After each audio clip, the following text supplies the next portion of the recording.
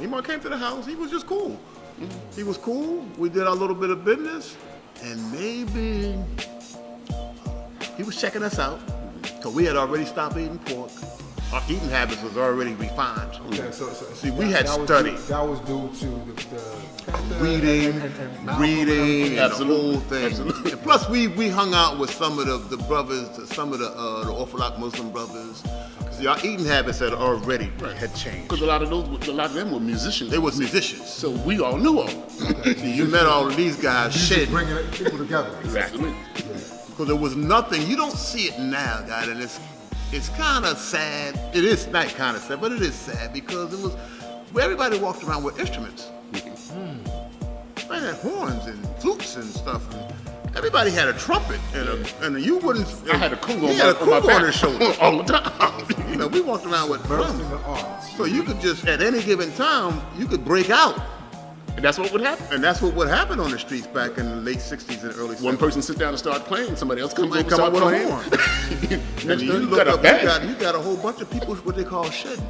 Shedding. It's called shedding. Musicians, if you ever ask a musician what is shedding is just like hair. You like all the things you learned, you shedding it.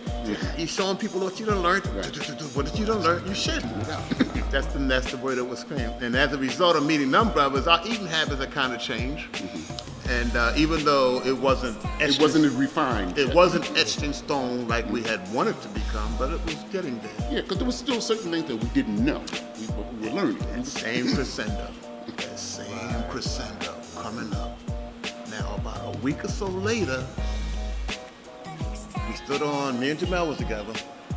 We stood on the corner of 37th and Barrett. That is like three blocks from our house. And Amar was doing his thing, and I never heard him say this until then. Because that first week, he was just checking us out, filling us out, and that's when he dropped that the black man is God. So he just came out and said the black Well, man. in a build-up. Okay. We were just building like we are building now, and then in that moment, I'll never forget it. In that moment, he said, "The black man is God," because that was his sign-off statement. Because he lived on 36 in Pelton, and we went this way. So he walked away, and me and Jamel were standing there, and we slapped hands, just like that. And I said, "Jamel, we got it." So God, you immediately God, I'm immediately. not on face value, but like I said, God, we were well read.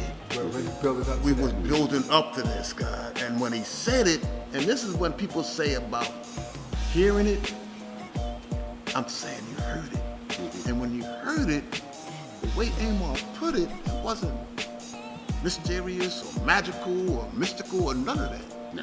It was just the way he said, and so God, and that's why the black man is God. Right, as a matter of fact. As a matter of fact, that's the good term, God. As a matter of fact. I like the synth, Mega. Do it again.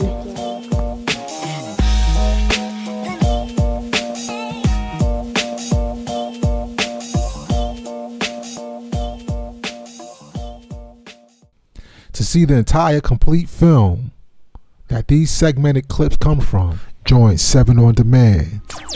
Add on with me as we take our media to the next level.